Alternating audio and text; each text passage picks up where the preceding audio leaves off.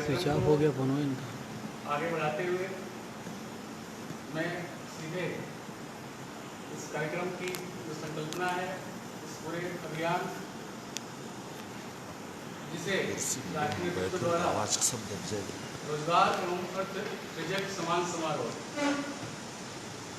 इसकी आवश्यकता इसलिए पड़ी कि आज हम देखते हैं पूरे विश्व में विश्व की कंपनियां, बड़े उद्योग,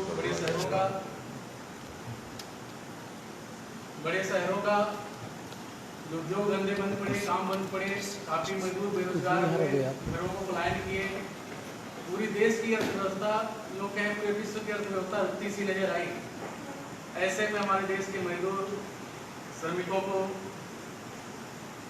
काम करने में काफी समस्या है। हमारे बीच डॉक्टर सुशील सिन्हा जी हैं, आप द्वारिका नर्सिंग मठ के निदेशक एवं Uttar Pradesh private nursing home association के अध्यक्ष हैं। मैं आपका हार्दिक स्वागत अभिनंदन करता हूँ।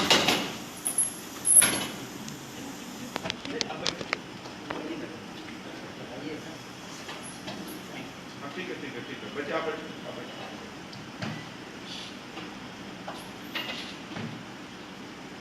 मैं डॉक्टर सुशील सिन्हा जी के स्वागत के लिए प्रयाग विभाग की महिला प्रमुख श्रीमती आदित्य त्रिपाठी जी का आमंत्रित करता हूँ कि आप डॉक्टर सुशील सिन्हा जी को कुछ देकर स्वागत करें।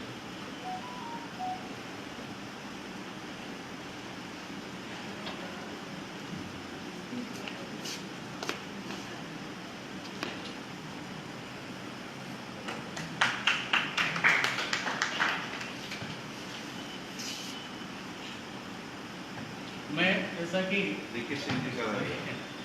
मैं डॉक्टर वीके सिंह के स्वागत के लिए स्वदेशी गार्मेंट प्रयाग की सह महिला प्रमुख बड़ी बहन राजलक्ष्मी जी को आमंत्रित करता हूं कि आप डॉक्टर वीके सिंह जी को पुष्प गुच्छ देकर स्वागत करें।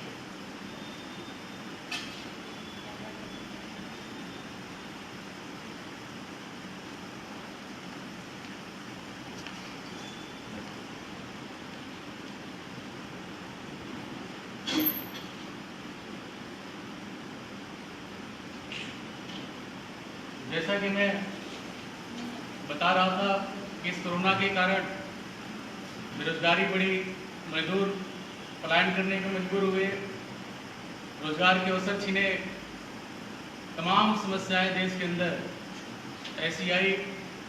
लेकिन इस बीच हमारे देश में हमारे समाज के कुछ लोग जो अपनी पूरी जिम्मेदारी के साथ, नैतिक जिम्मेदारी के साथ समाज सेवा, ऐसे लोगों का केयर करना, उनका ख्याल रखना, उनके लिए काम करना, ऐसे करते रहे। तमाम ऐसे लोगों को जो इस समाज को बचाने के लिए इस महामारी से लड़ने में रहे, उन सभी को एक बार हम सबको आभार व्यक्त करने का भी दिन है, हम सबको उनके प्रति कृतज्ञता व्यक्त करने का भी दिन है। सबसे बड़ी चुनौती स्वास्थ्य को लेकर आई, जिससे ऐसे में हमारे भी बेशक में परिचय बता डॉक्टर सिन्हा जी पूरे हॉस्पिटल, पूरे स्टाफ के साथ पूरे उत्तर प्रदेश की आप निगरानी करते रहे, क्योंकि उत्तर प्रदेश पूरे नर्सिंग होम के आप अध्यक्ष भी हैं प्राइवेट एसोसिएशन के। ऐसे में इनका रहना हम लोगों के लिए सौभाग्य का विषय है कि आप हमारे बीच हैं। ऐसे में शिक्षण संस्थानों की ऑनलाइन क्लासेज, बच्चों को तमाम ऑनलाइन व्यवस्था की करके उनको शिक्षा से जोड़े रखना, ऐसे विश्वविद्यालय के माननीय कुलपति जी, प्रोफेसर, आप सभी की जो तमाम ऐसी उपलब्धि इस देश को और समाज के लिए, छात्रों के लिए रही, और सब इस कोरोना काल में हम सब के लिए बहुत ही गर्व का विषय है, प्रशंसनीय विषय है। जैसा कि मैं बता रहा था, रोजगार सृजक समान समारोह जो रखा गया है वो इसलिए है कि अब हमारे देश में, समाज में एक बहुत ही परिवर्तन आया हुआ है। यह बड़ी कंपनियां विदेश की नौकरी, बड़े शहरों की नौकरी छोड़ के लोग छोटे शहरों की तरफ अपने स्थानीय उत्पादों में, स्थानीय रोजगार की तरफ आगे हैं। उन्हें एक अच्छा अवसर है कि आज अपने आसपास अपने स्वरोजगार छोटे उद्यमों से जुड़ के, अपने लोकल लोगों से जुड़ के अपने को स्थापित करें। कभी ऐसी महामारी आए, ऐसा कोई समस्या देश में आए तो उन्हें उनकी अर्थव्यवस्था कमजोर न हो, उन्हें भुखमरी का शिकार न होना पड़े, इसलिए हम सबको ऐसे छोटे छोटे उद्यमियों को, रोजगार सृजकों को, उद्योग सृजकों को, अर्थ सृजकों को सम्मानित करने का दिन है और उन्हें प्रोत्साहित करने का भी अब हम सबको संकल्प लेना है, आगे इस विषय को बढ़ाना है।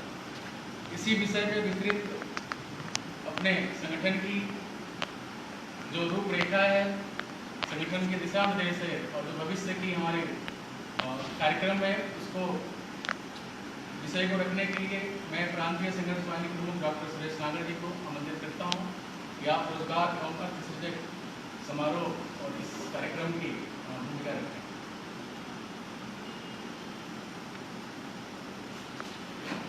धन्यवाद मुकेश जी।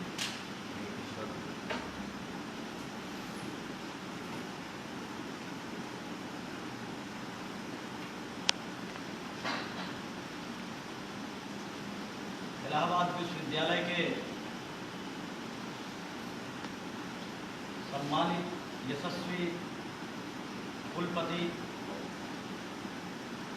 प्रोफेसर आर तिवारी जी, जो हमारे मुख्य अतिथि हैं, उनके साथ आए हुए विशिष्ट अतिथिगण सिन्हा जी, स्वदेशी जागरण मंच के वरिष्ठ पदाधिकारी डॉक्टर वीके सिंह जी, मंचासीन सम्मानित व्यक्तिगण, हमारे बीच स्वदेशी जागरण मंच के संगठन मंत्री माननीय अजय जी, जो उत्तराखंड और उत्तर प्रदेश के मौजूद प्रमुख हैं, प्रयाग विभाग के संघर्ष वाहिनी प्रमुख पांडे जी, तमाम पदाधिकारीगण, आज जिस तरह से पूरा देश ही नहीं पूरा विश्व संकट से गुजर रहा है, कोरोना के कारण, कोविड-19 के कारण पूरे विश्व की अर्थव्यवस्था तहस नहस हो गई। इसका एक ही कारण, जो एक ही कारण है, वो चीन है। चीन के कारण पूरे विश्व की अर्थव्यवस्था को ध्वस्त करके विस्तारवाद को बढ़ावा देने के लिए जो चीन ने खेल खेला था, आज पूरा विश्व तबाह हो चुका है। स्वदेशी जागरण मंच ने इसके पहले 2 साल पहले हमने पूरी उत्तर प्रदेश में स्वदेशी संकल्प रथ यात्रा निकाल करके चीन को चुनौती दी थी और वो चुनौती चीन ने स्वीकार किया और स्वदेशी जागरण मंच के वहां के ग्लोबल टाइम्स ने ये कहा, ये बात कही कि भारत में स्वदेशी जागरण मंच है, ऐसा संगठन है जो हमारा नुकसान कर रहा है। पूरे पूर्वी उत्तर प्रदेश में हमारी रथ यात्रा गई, हजारों उद्घोष केंद्रों पर हमारी रथ यात्रा ने उद्घोष किया। चीन को जमींदोज करने के लिए हमने जो संकल्प लिया, लेकिन वाह चीन की करतूत, चीन ने अपने आप कोरोना को लेकर के ऐसा काम कर दिया कि भारत सरकार को जो हम स्वदेशी संकल्प यात्रा में संकल्प किए थे, आज सरकार को करना पड़ रहा है। जैसे आकाश संकीर्ण नहीं हो सकता, उसी प्रकार भारत की संस्कृति, भारत के लोग, भारत के परंपरा से जुड़े हुए लोग संकीर्ण नहीं हो सकते। चीन और सृजन कौन करता है? जो सृजक शब्द आया है वो संकीर्ण व्यक्ति नहीं करते। जिन लोगों ने इस कोरोना संकट में श्रमिकों को, मजदूरों को, ऐसा नहीं कि हम श्रमिक नहीं हैं, प्रोफेसर साहब श्रमिक नहीं हैं, यहाँ लोग बैठे सब श्रमिक हैं। एक व्यक्ति का अगर कोई साथी है तो वो श्रम है। सच्चा साथी यदि कोई चीज है तो श्रम है। तो हम इसमें कोई ऐसी बात नहीं है कि हम श्रमिक नहीं हैं, हम सब श्रमिक हैं। लेकिन इसके बावजूद जिन लोगों ने इस संकट में लोगों का साथ दिया, श्रमिकों का साथ दिया और श्रमिकों ने भी साथ दिखाया, आप समझिए ऐसी चीज याद दिला दी कि कभी हम लोग सुना करते थे कि दक्षिण से घोड़ा लेकर के पश्चिम तक लोग जो है घोड़े से चले गए, लेकिन हमारे बहादुर श्रमिकों ने पैदल ही देश का रास्ता नाप दिया। मजदूरों की मजबूरी ने ऐसा काम करा दिया। लोग कोरोना से डर गए, पूरे देश में हाहाकार मच गया। बीच में हमने सुना एक बहादुर बेटी ने अपने पिता को हरियाणा से लेकर के बिहार के किसी जिले में साइकिल से लेकर के चली गई। उसका आप देखा होगा कि ट्रंप की बेटी ने उसको कोट किया। तो श्रम है, जो मैंने कहा कि व्यक्ति का जो साथी है वो श्रम है, सच्चा साथी श्रम है। घबरा करके मजबूर होकर के मजदूरों ने, बहुत से लोग काल के गाल में चले गए और इसके बावजूद इसी कड़ी में हमारे लोगों ने, जो हमारे सेवादारों ने, जो ये समझते थे, जिनमें संवेदना थी, उन लोगों ने श्रमिकों का देखभाल किया, रास्ते में खाना पीना मुहैया करा करके यहां तक कि रोजगार देने का काम किया। तो जिन लोगों ने रोजगार दिया, स्वदेशी जागरण मंच ने उनके सम्मान में ये कार्यक्रम रखा है। ये अद्भुत कार्य है, अच्छा कार्य है। ऐसा कार्य हमारा संगठन करता रहता है और इस कार्य को आगे बढ़ाने के लिए जो इस तरह के उद्देश्य होंगे और से कार्यक्रम किए जाएंगे। तो मैं ये कह रहा था कि चीन ने जो काम पूरे विश्व को दहलाने का किया है, उसकी विस्तारवादी व्यवस्था ने भारत में जब उसने गलवान पर जो चढ़ाई करके, सेना उतार करके, लेकिन हमारे गलवान के बलवानों ने जो जवाब दिया, पूरा विश्व देख रहा है। ये समय है, आज चीन पूरे दुनिया से अलग थलग पड़ा हुआ है। कहीं नेपाल को मिला रहा है, कहीं बांग्लादेश को मिला रहा है, कहीं सीमाओं पर सेना तैनात कर रहा है घबरा करके। उसको ये मालूम चल गया है कि भारत अब पहले का भारत नहीं है। ऐसा भारत है जो जैसा सोचेगा उसी की भाषा में भारत जवाब देने वाला है। हम संकट में हैं, संकट को चीरते हुए आगे बढ़ रहे हैं हम लोग। तो इस संकट में ये हर देश के नागरिक का कर्तव्य है कि देश के अंदर की जो कमजोरी है वो किसी प्रकार से वो कमजोरी खत्म होनी चाहिए। उस कमजोरी से लड़ना चाहिए, जो संकट है उसको चीरते हुए लड़ना चाहिए। तो जो कार्य हमारे बीच के लोग, जो स्वदेशी जन हैं, जो स्वदेशी प्रिय जन हैं, जो लोग कर रहे हैं, उनको मैं धन्यवाद देता हूं।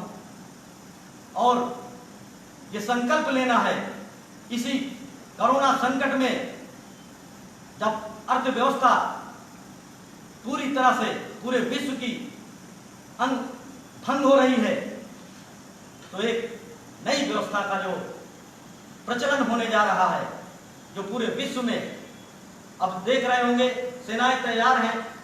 कल कोई कह रहा है कि विश्व युद्ध होने वाला है। तो आज के जमाने में जो ताकतवर है, जो ताकतवर रहेगा वही दुनिया चलाएगा। तो हमको ताकतवर बनना है। हम कोई ऐसा नहीं है। जब हमारे प्रधानमंत्री कहते हैं कि हमने विश्व को बुद्ध दिए हैं, हम युद्ध नहीं चाहते, लेकिन हमारे स्वाभिमान पर यदि हमारे सीमाओं पर अगर कोई ललकारेगा तो हम उसी की भाषा में जवाब देंगे। तो हमारे बीच बहुत से वक्ता हैं, मैं अपनी वाणी को यही समाप्त करता हूं। जय स्वदेशी, अब एक ही नारा, एक ही काम, जय स्वदेशी, जय श्री राम।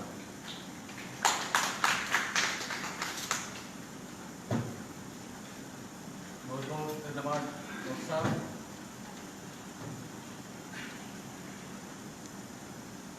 इस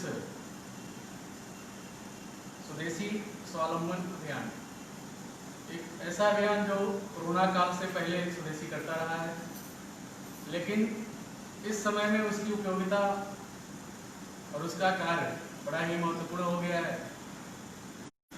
संगठन, राष्ट्रीय स्वयंसेवक संघ, अन्य कई संगठन जो पूरे देश में एक ही उनका उद्देश्य है कि भारत स्वावलंबी हो, आत्मनिर्भर हो, हमारे यहाँ बेरोजगारी खत्म हो, देश खुशहाल हो, सोने की चिड़िया बने, उत्पादक देश बने, विश्व में अपना एक स्थान स्थापित करे।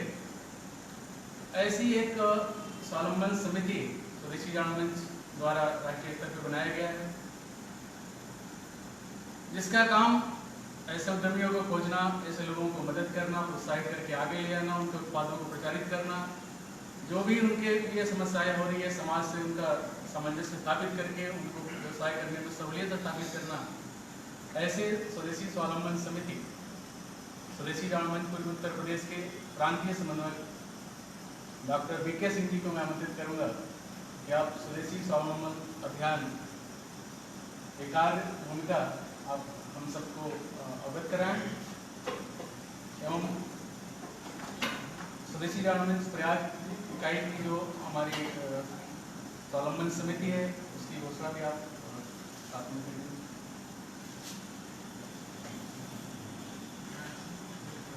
आज हम लोगों के लिए बड़ा पवित्र दिन है।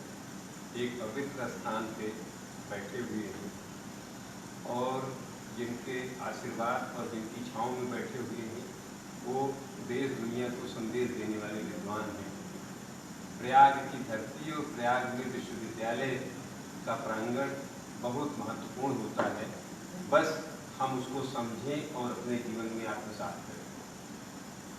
आज इस शुभ अवसर पे हमारा संगठन जो स्वदेशी जागरण मंच है, यह अनुषांगिक संगठन है राष्ट्रीय स्वयंसेवक संघ का। राष्ट्रीय स्वयंसेवक संघ की स्थापना और राष्ट्रीय स्वयंसेवक संघ से लगे हुए कार्यकर्ताओं का आशीर्वाद अनवरत हमको मिलता रहता है। ऐसे संगठन के विभाग संचालक और प्रयाग विश्वविद्यालय जंतु विज्ञान विभाग के प्रोफेसर, अधिष्ठाता छात्र कल्याण डॉक्टर के सिंह साहब हमारे इस हस्ताक्षर अभियान में महत्वपूर्ण भूमिका निभाने वाले, और पहले तो कार्यक्रमों में मुलाकात होती थी, लेकिन इस अभियान से जुड़ने के बाद लगभग 24 घंटे हम लोग एक साथ सोचते हैं। ऐसे डॉक्टर सुशील सिन्हा साहब जो हमारे प्राइवेट डॉक्टर्स एसोसिएशन के अध्यक्ष हैं और विभिन्न रूपों से, विभिन्न तरीके से हमारे विचार से, मन से, तन से, धन से हर तरीके से जुड़े हुए हैं। उनकी उपस्थिति और हर मौके पे हम लोगों का मार्गदर्शन करने वाले अप्लाइड फिजिक्स विभाग के प्रोफेसर, कंप्यूटर के विद्वान और इलाहाबाद जैसे यशस्वी विश्वविद्यालय के कुलपति प्रोफेसर आर तिवारी साहब, जिनका स्नेह विश्वविद्यालय को अनवरत मिलता रहे, मिल रहा है, ऐसा हम लोगों का हमेशा भाव रहा है। जो ये अपना संगठन है, इसमें संघर्ष की बहुत भूमिका होती है। ऐसे संघर्ष को देके लोगों के दिलों में उत्साह बढ़ाने का काम करने वाले सुरेश नागर जी हमारे प्रांत के संघर्ष वाहिनी प्रमुख, और सारे लोगों को संगठित रख के संगठन के काम को गति देने वाले ऐसे हमारे श्री अजय उपाध्याय जी जो संगठन मंत्री हैं, संगठक हैं हमारे संगठन के और पूर्णकालिक प्रचारक हैं, दिल्ली में विभाग प्रचारक जैसे दायित्व का निर्वहन कर चुके हैं, और हम सब लोगों का हमेशा जोश बढ़ते रहते हैं कि ऐसे लोगों की उपस्थिति में कार्यक्रम की संख्या महत्वपूर्ण नहीं है, महत्वपूर्ण ये है कि इसका संदेश कितना जाता है।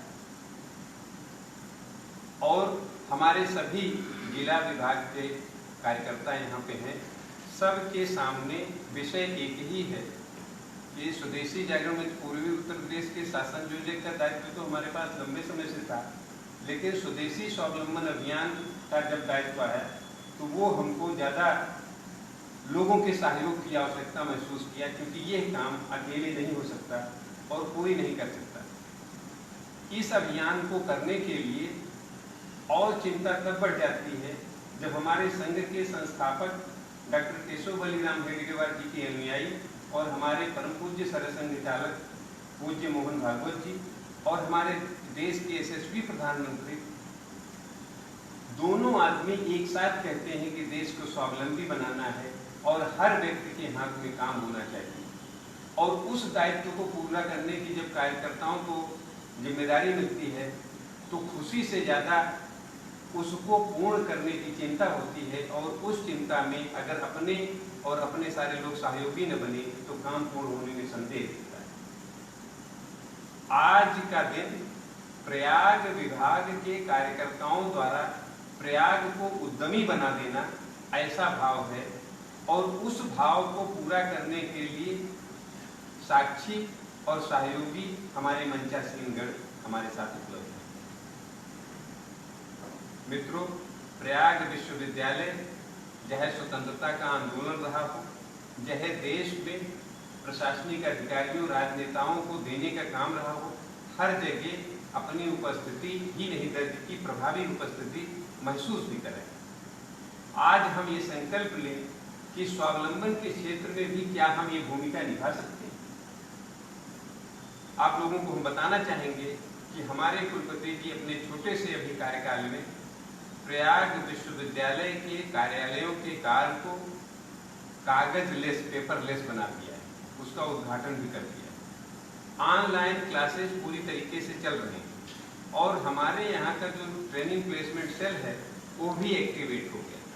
यह सूचना देने का कारण ये है कि यह भी लोगों को जागृत करने का और उनको स्वावलंबी बनाने का एक बहुत महत्वपूर्ण माध्यम है, और इससे भी हम स्वदेशी कार्यकर्ताओं को भरपूर लाभ मिल सकता है अगर हम जुड़ के, मिल के और सहयोग लेके काम करें तो इस काम को करने के लिए हमारी जो प्रांत की टोली है, वो टोली जो व्यवस्था करेगी उसकी जिले अनुसार भी टोलियां हम लोग बनाएंगे।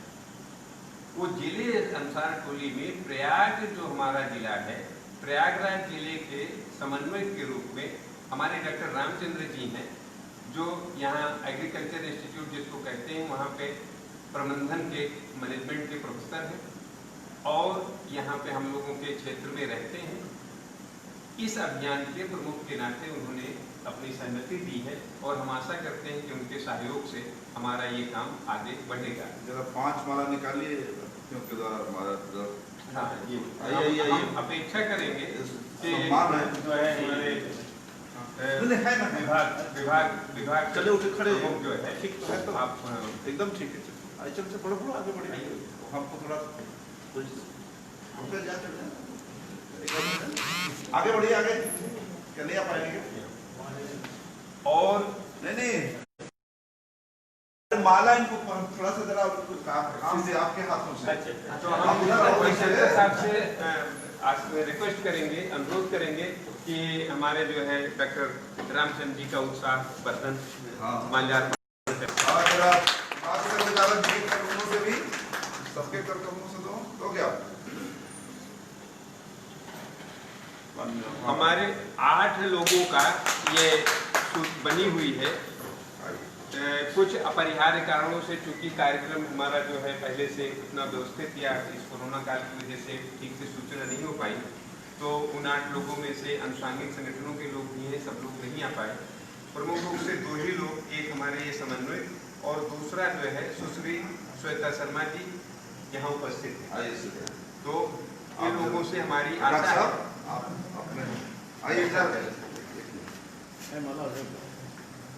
और बाकी जो लोग नहीं आए हैं उनका नाम हम पढ़ देना चाहेंगे, जिससे थोड़ा चेहरा भी दिखा दो कौन लोग हैं।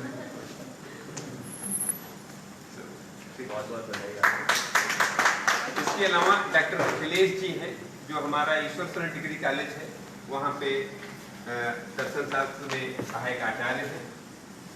दिवाकर मिश्रा जी हैं, सत्येंद्र त्रिपाठी जी, ब्रजेंद्र मणि शुक्ला जी हैं, खुशबू कुशवाहा जी हैं और श्रीमती मोनिका सिंह जी हैं जिनका अपना योग प्रशिक्षण का अपना एक केंद्र चलता है और वो भी स्वदेशी स्वावलंबन में पहले से जुड़ी हुई है। तो ये हमारे 8 लोगों की टीम है।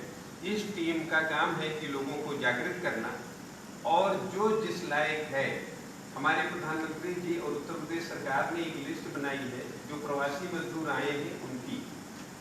हम और हमारी इस टीम का मुख्य काम है कि उन प्रवासी मजदूरों में से जो जिस काम के लिए उपयुक्त है उसको उतना उपयुक्त प्लेटफार्म उपलब्ध कराना और ऐसी स्थिति प्रदेश में पैदा कर देना कि उसको कहीं दूसरी जगह फिर काम के लिए न जाना पड़े, उसके जीविकोपार्जन का साधन उपलब्ध हो जाए और उसको आर्थिक रूप से इतना संपन्न हो कि आत्मसंतुष्टि हो, बाहर देखने की स्थिति उसकी न बने।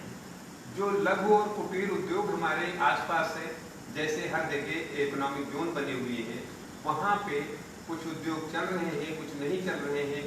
कुछ हमारे आसपास छोटे छोटे कुटीर उद्योग थे जो बंद हो गए हैं, उनको चिन्हित करना, उनको प्रोत्साहित करना कि वो चलाएं।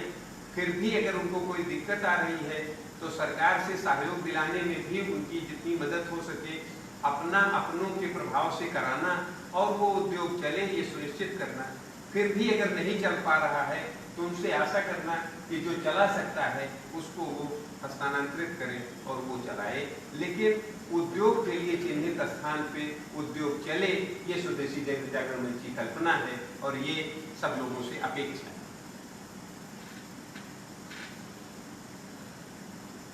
चर्चाएं बहुत होती हैं और अभी हमारे पूर्ववर्ती ने कहा कि सीमाओं पे क्या हो रहा है, समाज में क्या हो रहा है, सरकार क्या कर रही है। हम केवल इतना कहना चाहेंगे कि जिसकी जो समझ में आ रहा है राष्ट्र हित में या राष्ट्र को अहित करने के लिए वो अपना काम कर रहा है, हम अपने काम की शुरुआत करें और हम अपने पे लोगों को विश्वास दिलाएं कि हम राष्ट्र और समाज के हित में हैं, हम स्वावलंबी हैं और दूसरे को स्वावलंबी बनाने में सहयोगी हैं। धन्यवाद।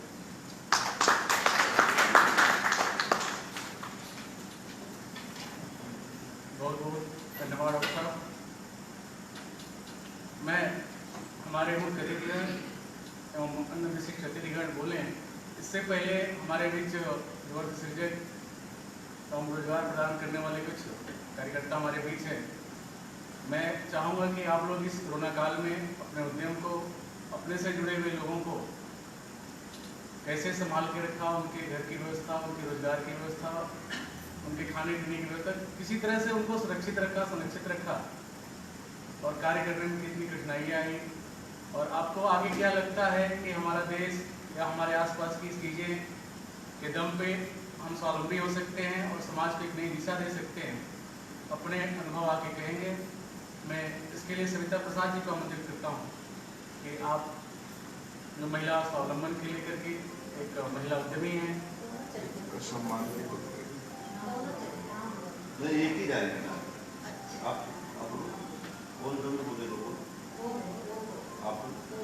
मैं उनके साथ में आरिफ खान जी हैं के निदेशक हैं। आप अपना अनुभव हम सबके बीच रखें।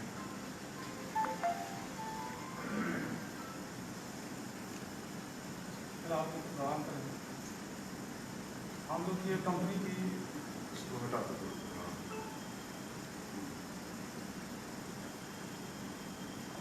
हम लोग का एक पेट्रोल पंप है हाईवे पे।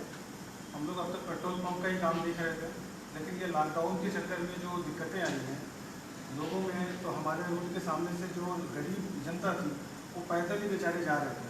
तो हम लोगों ने उनके खाने पीने का इंतज़ाम से शुरू किया है। स्टार्टिंग में हम लोग सिर्फ खाने पीने तक की चीज़ों के उनका सपोर्ट कर रहे थे। आफ्टर दैट जब हमें लगा कि अब इनको एक दिन के खाने से तो काम होना नहीं है, तो हमारे पास जो एम्प्लॉई का जो स्ट्रेंथ था वो लगभग 7 से 8 का था। फिर हम लोगों को लगा कि नहीं, अब जो बाकी लोग प्रवासी मजदूर हैं उनके लिए भी हमें कुछ करना चाहिए। तो हम लोगों ने वो स्ट्रेंथ बढ़ाई सबसे पहले।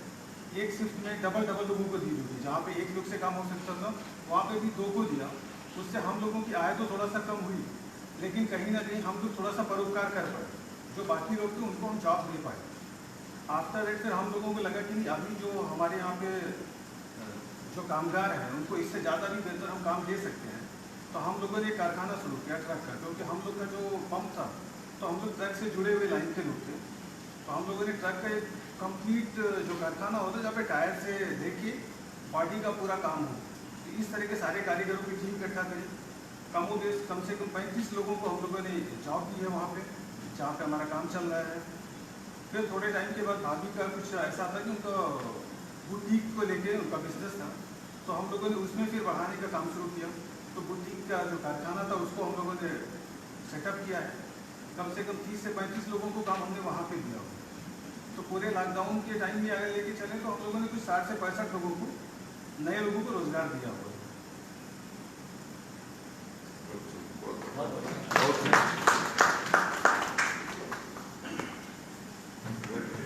हम सबके बीच स्वदेशी जान मंच से पिछले कई वर्षों से जुड़ी हुई श्रीमती किरण उपाध्याय जी हैं।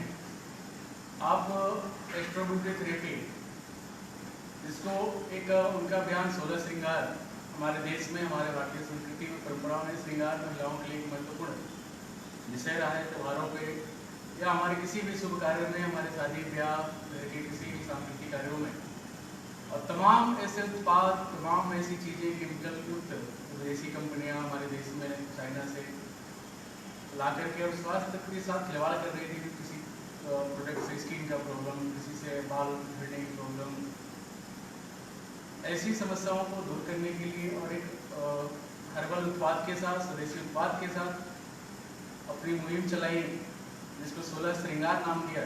मैं आपको आमंत्रित करता हूँ कि आप अभी तक की अपनी यात्रा और इस कोरोना काल में आपको क्या लगता है और कैसा चैलेंजिंग रहा आपका अभी तक का काम, और आगे कैसे करेंगी आप, अपना अनुभव हम सबके बीच रखें।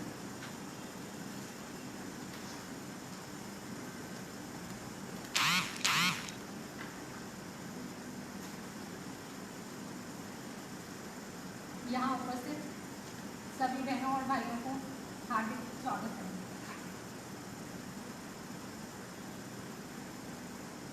कोरोना काल में जब हमारी घर की बहनों के पास, घर के जो मजदूर भाई बहन थे वो अपने घर वापस आ गए, तो बहनों के सामने, एक घर परिवार के सामने एक समस्या आई कि वो अपना घर परिवार कैसे चलाएं। तब मैंने घर घर जाकर अपने गांव में, सबसे पहले मैं अपने गांव में गई और वहाँ बहनों से बात की कि आप अपने घर के परिवार को कैसे आगे बढ़ा रही हैं, कैसे चला रही हैं, उनके घर के खर्चे को कैसे चला रही हैं। तब उन्होंने बताया कि हमारे पास कोई अभी कारोबार नहीं है, हमारे पति भी घर से बाहर दिल्ली वगैरह बड़े बड़े शहरों से कारोबार छोड़ के बाहर आ गए हैं घरों में वापस। तब मैंने उन्हें जाके अपने स्वयं सहायता समूह के द्वारा उनको कहा कि आप हमारे स्वयं सहायता समूह से जुड़िए, हमारे यहाँ आके काम करिए।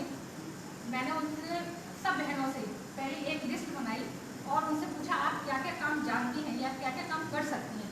तो उन्होंने सारी अपनी लिस्ट को मुझे बताया कि मैं दीदी मैं कपड़े सिल सकती हूँ, किसी ने कहा मैं ये काम कर सकती हूँ, सबने अपने कामों को बताया।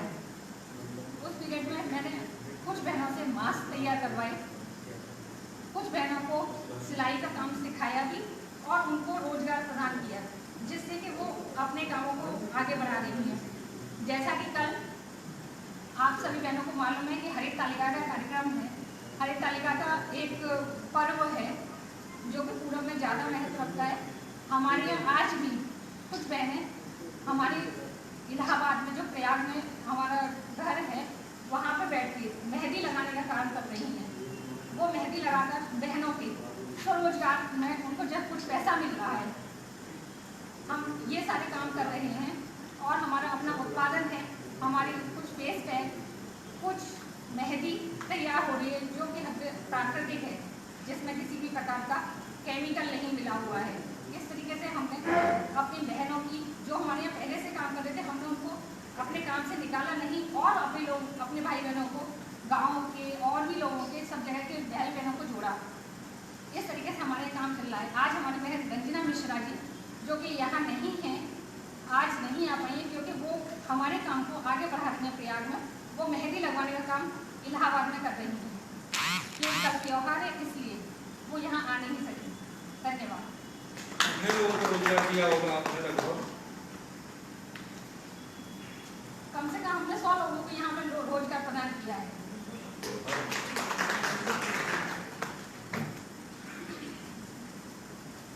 हमारे बीच प्रयागराज से ही बड़े भाई विशाल शर्मा जी हैं, जो आप स्वास्थ्य सेवाओं से भी जुड़े हुए हैं, पत्रकार संघ से भी जुड़े हुए हैं। काफ़ी समाज के अन्य महत्वपूर्ण विषय जो समाज के जरूरी है, आपकी निगाह रहती है, आप उसको लेकर के मुद्दे समाज के बीच जाते हैं, जागरूक करते हैं। आपके द्वारा एक जिसको पेन किलर बोलते हैं आयुर्वेदिक तेल का आपने निर्माण किया है और उसकी काफ़ी अच्छी रिस्पॉन्स लोगों के बीच में है। मैं चाहूँगा कि आप अतिथिगणों को भेंट करें उसको, और साथ ही मैं आमंत्रित करता हूँ सुश्री श्वेता शर्मा जी को कि आप अपने अनुभव कथन अपनी संस्था द्वारा अपने प्रयास से जो भविष्य की तमाम योजनाएं आपने लेके चली है इस स्वावलंबन अभियान के तहत, और एक संकल्प उठाया है कि मैं देश को आत्मनिर्भर बनाने में अपनी भूमिका, प्रयागराज को आत्मनिर्भर बनाने में अपनी भूमिका निभाऊंगी। आप अपना अनुभव कथन और अपनी योजना हम सबके बीच रखेंगे। और विशाल शर्मा जी आप अपना उत्पाद मेरे अतिथिगण उत्तम से भेंट करेंगे।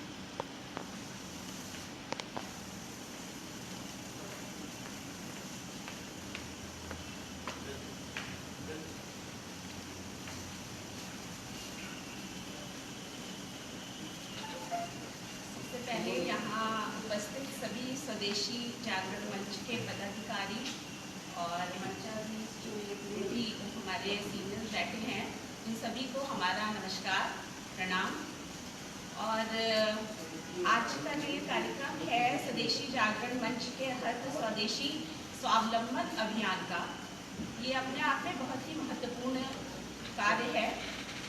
इसका कारण ये है कि आज जो कोरोना का समय, जो कोरोना काल का जो समय चल रहा है, इसमें हम लोगों ने बहुत ही गहराई से महसूस किया कि बड़े रोजगार और छोटे रोजगार, जिनके पास भी कुछ भी आर्थिक संसाधन जुटाने के जो तरीके थे, उसमें बहुत ज़्यादा लोगों को प्रॉब्लम आई। बहुत बाहर से भी लोग हमारे यहाँ लौट करके आए, जो दिल्ली, कलकत्ता, बम्बई वगैरह में कहीं अपनी रोजी रोटी कर रहे थे, वो सारे सभी लोग जो है अपने देश लौट के आए, गांव की ओर लौट के आए। स्वदेशी जागरण मंच तो बहुत टाइम से इस पर कार्य कर रहा है और शायद उसकी जो थी वो बहुत अच्छी थी। उसे मत पता था कि एक दिन ऐसा समय आएगा कि जो हमारा ये नारा है विदेशी सामान को हटाओ और स्वदेशी अपनाओ, आज उसका प्रत्यक्ष हम उदाहरण देख रहे हैं कि सच में हमें अपने जितने भी स्वदेशी चीज़ें हैं, हमको उनको फिर से महत्व देना होगा, उन पर कार्य करना होगा। तो ये तो एक इसके विषय में ये बात हुई कि नहीं, हमको अपने स्वदेशी चीज़ों पर फोकस पहले से करना चाहिए था। इसकी वजह से हम लोगों ने बहुत सारी चीज़ें अपनी खोई, जैसे हम पर्यावरण पर भी हमको बहुत नुकसान होता है ऐसी चीज़ों के साथ। तो इसका प्रयास मैं पहले दिल्ली में थी, मैं छोटी सी बात बताऊंगी कि मैं दिल्ली में कार्यरत थी, लेकिन अपने मन में ये बात थी कि नहीं, हमको अपना भी कुछ करना है और कुछ लोगों को अपने साथ जोड़ना है। तो वहाँ पे रहते हुए ही हमने भी एक छोटी सी ऐसी ही संस्था का गठन कर दिया था, जिसका सबसे पहली बात तो यही था कि शिक्षा ही समृद्धि का मार्ग। सबसे पहली बात तो ये है कि अगर शिक्षा नहीं है तो हम दाम से बहुत दिन तक लोगों को नहीं बढ़ा सकते अपने बिजनेस को। तो हमारा सबसे पहला जो संकल्प था कि जो भी गरीब लोग हैं, जो बच्चे हैं, जिनको शिक्षा ढंग से गुणवत्तापूर्ण शिक्षा मुहैया नहीं हो पाती, वो किया जाए।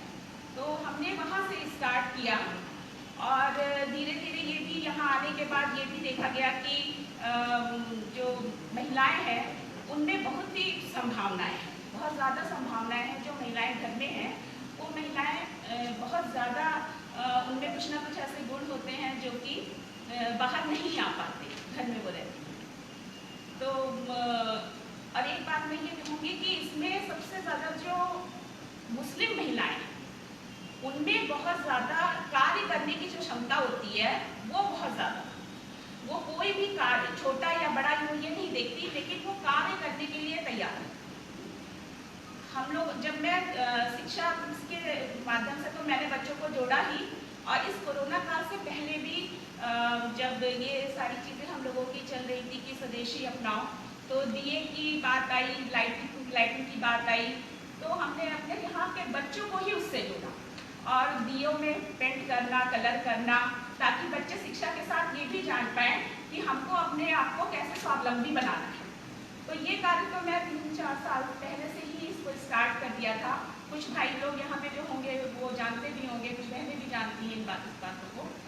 उसके बाद धीरे धीरे करके हमने, जब ये कोरोना का समय हुआ, कुछ महिलाएं भी हमारे साथ जुड़ी और उनके हस्बैंड की नौकरी चली गई, तो हम लोगों के यहाँ एक तेल बनता था, तो आसपास के लोगों को मतलब जोड़ करके उनको हम लोगों ने कहा कि ठीक है, वो जड़ी बूटी का कार्य होता है, उसको आप लोग आइए करिए। इवन गली आसपास के लोगों को हम लोगों ने बुलाया और इसमें हमारे भाई का बहुत बड़ा सहयोग है, क्योंकि वो मेडिकल ही फील्ड से है। तो जितना ये प्रॉब्लम तो नहीं आती कि हाँ कैसे किया जाए, लेकिन हाँ संगठन का कार्य जो होता है कि कैसे महिलाएं हैं और उनको किस तरीके से रोजगार मिले, वो कार्य इस दौरान हम लोगों ने किया। लगभग 50-60 महिलाएं इससे जुड़ी और इसी कोरोना 22 मार्च के बाद का ही ये कार्य है और इतने लोग जुड़े उससे।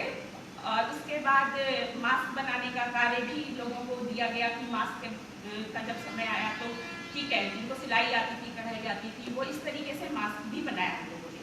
तो कुछ महिलाएं आयुर्वेदिक चीज़ों से जुड़ी और कुछ जिनको सिलाई कढ़ाई आती थी, वो लोग सिलाई कढ़ाई के कार्यों से जुड़ करके मास्क का भी बनाया। और अभी हम लोग धीरे धीरे करके सुरक्षा कवच करके सुसंस्कृति सुरक्षा कवच का निर्माण कर रहे हैं, जिसमें भी लगभग हम लोगों की उम्मीद है कि 100-150 महिलाओं को तो रोजगार मिलेगा ही, क्योंकि 40-50 लोग तो इससे जुड़ ही चुके हैं ऑलरेडी। और आगे भी यही है कि महिला सशक्तिकरण के लिए हमें महिलाओं को जोड़ना पड़ेगा और महिलाओं में असीम संभावनाएं हैं। मेरा पूरा प्रयास रहेगा और प्रयास जैसा निरंतर चलता आया है कि महिलाएं इससे जुड़ें और वो रोजगार परक बने, ताकि अपने परिवार के साथ समाज को भी सशक्त कर सकें। इसी के साथ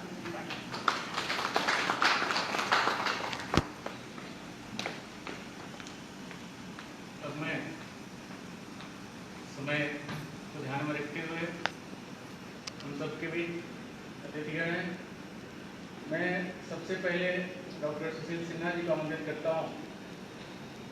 आप स्वदेशी स्वावलंबन अभियान का जो डिजिटल हस्ताक्षर अभियान चल रहा था, उसमें प्रयागराज से एक बहुत ही महत्वपूर्ण भूमिका में रहे और सर्वाधिक हस्ताक्षर कराने का श्रेय आपको हमारी प्रयाग विभाग की तरफ से और प्रयाग महानगर की तरफ से मैं आभार व्यक्त करता हूँ। आप जैसे और समाज के जागरूक लोगों के कारण ही स्वदेशी हस्ताक्षर अभियान प्रयागराज का लगभग 30,000 के आसपास लोगों ने उस अभियान से अपने को जोड़ा और पूरे विभाग की बात किया जाए लगभग 70,000 के आसपास और पूरे पूर्वी उत्तर प्रदेश के 22 जिलों में 1,95,000 के आसपास लोगों ने अपने आप को हस्ताक्षर अभियान से जोड़ा है। ऐसे लोग जो अपना समर्थन प्रत्यक्ष रूप से इस स्वदेशी को दिया और स्थानीय उत्पादों के लिए दिया, चाइना बहिष्कार के लिए दिया, तो आपका योगदान उसमें एक महत्वपूर्ण भूमिका में रहा। दूसरा सबसे महत्वपूर्ण जिम्मेदारी आपने जो इस काल में निभाई, जो स्वास्थ्य सेवा अपने दिन रात अपने हॉस्पिटल में, अपने डॉक्टरों के बीच, अपने स्टाफ के साथ पूरे प्रदेश में, अपने जहाँ जहाँ आपके एसोसिएशन के लोग हैं जो हॉस्पिटल जुड़े हुए हैं, सबके ख्याल रखना, उनको आगे लेके आना और लोगों की सेवा करना, ऐसा एक महत्वपूर्ण कार्य आपने किया। उसके लिए पूरे देशवासी और पूरे प्रयाग के लोग हम महत्वपूर्ण आभार व्यक्त करते हैं। मैं आपको आमंत्रित करता हूं कि आप अपने अनुभव इस स्वास्थ्य सेवाओं को कैसे और जन जन तक पहुंचाया जाए और लोगों को जागरूक किया जाए, क्या सावधानियां हैं, आप हम सबका मार्गदर्शन करें। डॉक्टर सुशील। धन्यवाद मुकेश जी।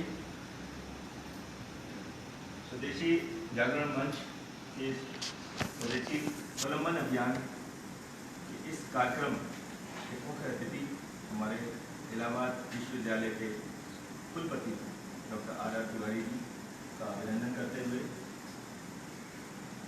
और मंचासीन सभी लोगों का अभिनंदन करते हुए मैं मुकेश जी को सर्वप्रथम धन्यवाद दूंगा कि मुझको स्वदेशी जागरण मंच से जोड़ने वाले ये शख्स हैं और इन्होंने मुझे जो है इस स्वदेशी स्वावलंबन अभियान से जोड़ा। उसके बाद इन्होंने मेरी भेंट डॉक्टर वी.के. सिंह सर से कराई और विशाल डॉक्टर वी.के. सिंह सर से मिलने के बाद मेरे अंदर खुद में भी बहुत चेंजेस आए और मेरा दुनिया को देखने का नज़रिया ही बदला। मैं चिकित्सक हूँ, आप सब जानते हैं। चिकित्सा के क्षेत्र में अभी तक बाहर के देशों का बोलबाला है, चाहे वो किताबें हों, चाहे वो दवाइयाँ हों, चाहे वो रिसर्च वर्क, सब चीज़ों में जो वेस्टर्न वर्ल्ड है उसका दबदबा है। सारी दवाएं, सारी चीज़ें वहीं से इजाद होती हैं, उसके बाद हम करते हैं। जब मैं इस अभियान से जुड़ा तो बहुत से चेंजेस इस तरीके के आए कि उसी दौरान कोरोना ने भी पूरे विश्व के ऊपर अपना कहर बरसाना चालू कर दिया।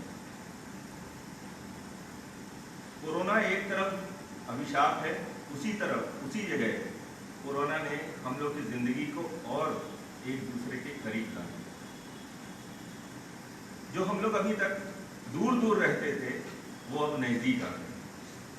चाहे अपने घर में देख लीजिए, घर में भी जो व्यक्ति सुबह से चला जाता था और रात में आता था, अपने कार की वजह से जाता था,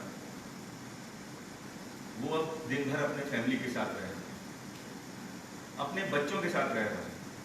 वो बच्चे, वो फैमिली आज हम सब के लिए बहुत ही महत्वपूर्ण ये कोरोना ने बॉन्डिंग का काम कर दिया, यानी कि जोड़ने का काम कर दिया।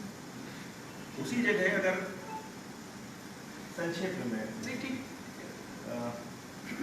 उसी जगह अगर कोरोना की बात करें तो कोरोना जिस समय आया तो ना सिर्फ सब लोगों को डर लगा, डॉक्टरों को भी डर लगा।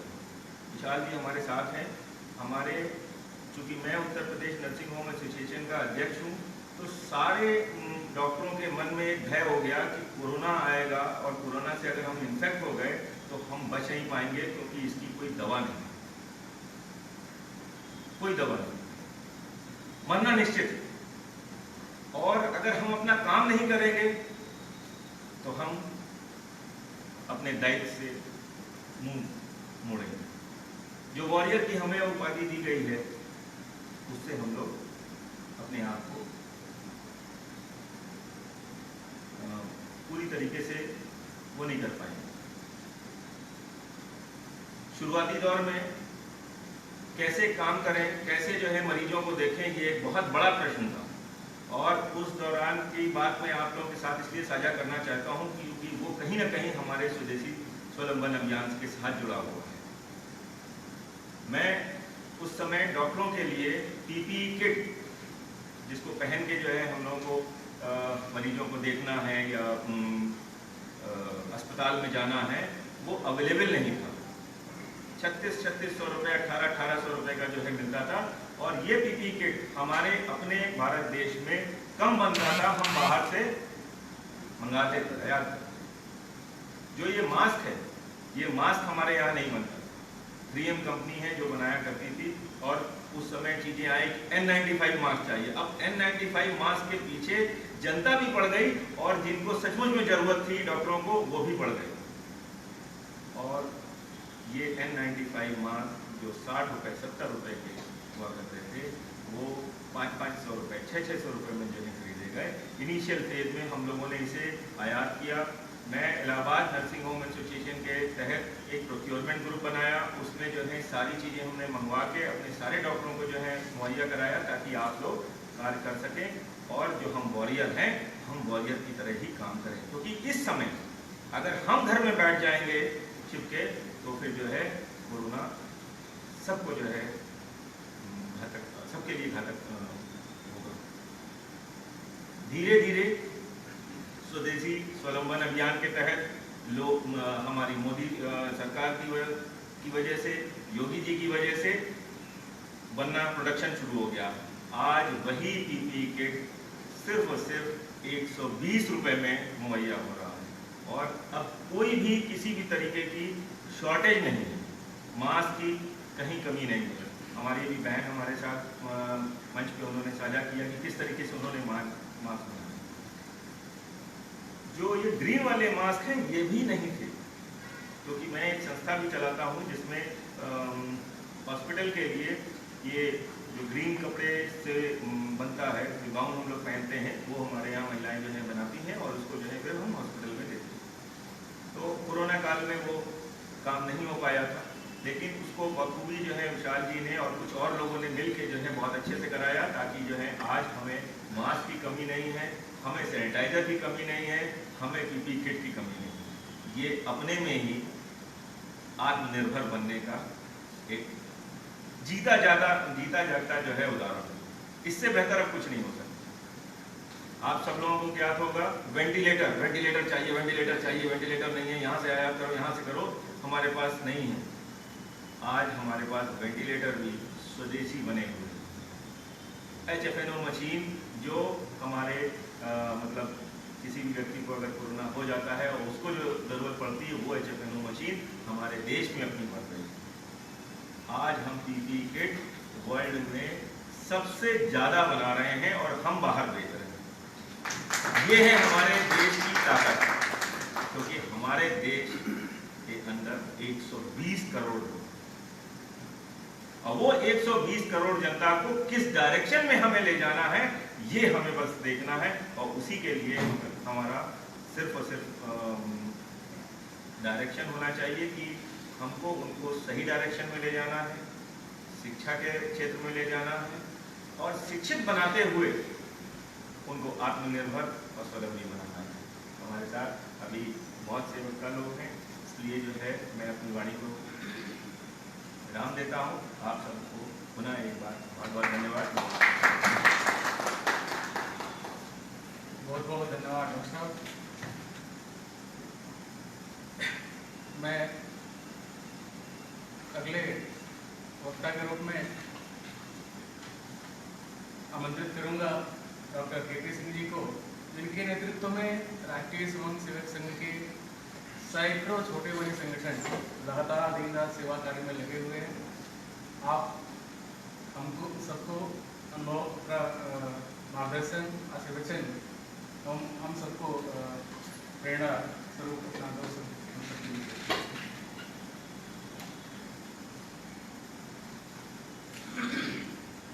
आज के इस संक्षिप्त परंतु भव्य कार्यक्रम में विशिष्ट अतिथि के रूप में इस विश्वविद्यालय के कुलपति महोदय, मंच पर उपस्थित नागर जी, सिन्हा जी, विजय जी और इस सभागार में उपस्थित स्वदेशी जागरण मंच से जुड़े बहुत वरिष्ठ कार्यकर्ता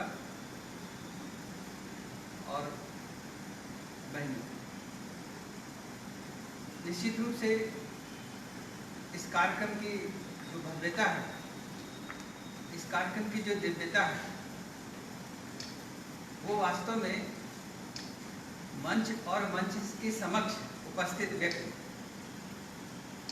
जो निश्चित रूप से एक कर्मयोगी की तरह कार्य करते हैं, और जब ऐसे लोगों के बीच में हम लोगों की उपस्थिति होती है तो हम लोग को ऐसा लगता है कि वास्तव में आज इस कार्यक्रम से जरूर कुछ न कुछ सीखने को मिलेगा। सीखने की इस प्रक्रिया में लगातार हम लोग लगे रहते हैं, और जैसा कि हमारे पूर्व वक्ताओं ने बताया कि जो मूल संगठन है, उस मूल संगठन से अपने आप को जोड़े रखना आज के आनुषंगिक संगठनों की सबसे बड़ी जिम्मेदारी है। इन आनुषंगिक संगठनों के जितने भी कार्यकर्ता हैं, अगर अपने मूल संगठन को भूल करके या मूल संगठन से जुड़ करके कार्य नहीं करते हैं, तो कई बार ऐसा भ्रम उन्हें हो जाता है कि जो हम कार्य कर रहे हैं ये मेरा कार्य है, मेरे द्वारा किया गया कार्य है। और इस भ्रम में जब वो कार्यकर्ता पड़ जाता है तो उसके अंदर दंभ आ जाता है, उसके अंदर स्वार्थ आ जाता है, और वो जिस चिंतन के साथ और जिस परिकल्पना के साथ समाज जीवन की कार्य करने के लिए अपने आप को प्रस्तुत किया है, वो कुछ दिन बाद कमजोर पड़ने लगता है। आज के इस कार्यक्रम में कई व्यक्तियों को कई दायित्वों का निर्वहन करने के लिए आह्वान किया गया, उनको दायित्व दिए गए। अब ये उनकी गुरुतर जिम्मेदारी है कि वो अपने आप को स्वयं इकाई के रूप में प्रस्तुत करें। उन्हें हो सकता है कि विभाग की जिम्मेदारी दी गई हो सकता है उन्हें जिले स्तर की जिम्मेदारी दी गई हो सकता है उनके पास कुछ और प्रांत स्तर की या और कोई जिम्मेदारी हो सकती है। वास्तव में जब तक हम किसी भी संगठन के लिए कार्य करते हैं और अपने आप को इकाई के रूप में प्रस्तुत नहीं करते हैं, तब तक ऐसा लगता है कि आप वास्तव में उस संगठन के एक जो घटक है, जो उस संगठन के आप जो कार्यकर्ता हैं वो नहीं। कार्यकर्ता होने का मतलब ये नहीं है कि आपने जिम्मेदारी दूसरे को दे दी। सबसे प्रथम जिम्मेदारी आपकी है, क्योंकि आप इकाई हैं और इकाई अगर चलेगी तो ऊपर के सारे हमारे जो दायित्व है वो चलेंगे। तो जिन लोगों को आज दायित्व दिया गया है निश्चित रूप से वो बधाई के पात्र हैं और उनसे उम्मीदें ज्यादा हैं कि जब आप इकाई के रूप में काम करेंगे तो हर इकाई को जोड़ लेंगे, और जब सबको जोड़ लेंगे तो आपका एक संक्षिप्त संगठनात्मक ढांचा खड़ा हो जाएगा, जिसकी दशा और दिशा आपको देखनी होगी कि हमारा संगठन किस तरफ जा रहा है। क्या हमारी जो दिशा है वो सच दिशा में है, सही दिशा में है। और जब हम इन छोटी सी बातों का ध्यान रख लेते हैं तो हम अपने मूल से यानी अपने उद्देश्य से भटकते नहीं हैं। ये एक ऐसा कार्य है जो कुछ दिनों के लिए नहीं है, ये एक ऐसा कार्य है जो सतत कार्य है, और जिस काम में हमारे लोग सतत प्रयास करते रहते हैं, सतत लगे रहते हैं, अपना पूरा जीवन लगा देते हैं इस कार्य करने के लिए और उसमें बने रहते हैं।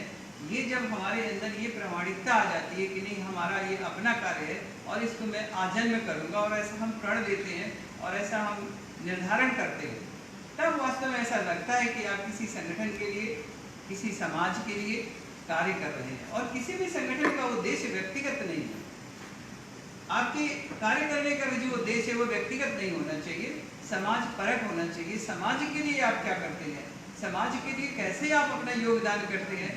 भले ही मेरा आंशिक योगदान होगा, मैं समाज के लिए करूँगा। मेरे द्वारा किया गया छोटा सा कार्य अगर समाज को सुख देता है तो मैं उस कार्य करने को अपने आप को प्रस्तुत करता हूँ। प्रस्तुत यह है कि मैं स्वयं प्रस्तुत हूँ, तन से प्रस्तुत हूँ, मन से प्रस्तुत हूँ और धन से प्रस्तुत हूँ, यानी मेरा सर्वस्व समाज के लिए, क्योंकि समाज से हम निकल के आ रहे हैं। और अगर हम समाज को नहीं दे रहे तो हमारी शिक्षा जो है, चाहे हम जितने बड़े विद्वान अध्यापक हो जाए, चाहे जितने बड़े हम समाज के धनी धनाट्य हो जाए, चाहे हम चिकित्सक हो जाए या किसी क्षेत्र में हम कार्य करें, ऐसा लगता है कि वास्तव में हम अपने दायित्वों की पूर्ति करने में शायद सक्षम नहीं हो पा रहे हैं या दायित्वों की पूर्ति हो नहीं पा रही है। जब व्यक्ति समाज के लिए जीने लगता है तब ऐसा लगता है कि उसका खुद का जीना और समाज के लिए जीना दोनों एक में हो गया है। तब ऐसा लगता है कि हाँ, ये व्यक्ति हमारे संगठन के लिए उपयोगी, संगठन में काम करेगा और समाज के लिए काम करेगा। मेरा ये निवेदन है आज से जिन लोगों को दायित्व मिला है कि उस दायित्व को इकाई मान करके काम करें, और यही छोटी सी इकाई आपको और आपके संगठन को, दोनों को व्यक्तिगत लाभ भी देगी और संगठन को भी लाभ देगी। मुझे उम्मीद है कि आज का ये छोटा सा कार्यक्रम है जिससे मुझे बहुत कुछ सुनने को मिला, देखने को मिला और जीने को मिला।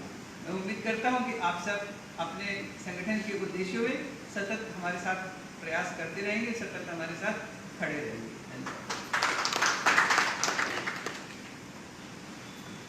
बहुत बहुत धन्यवाद डॉक्टर साहब।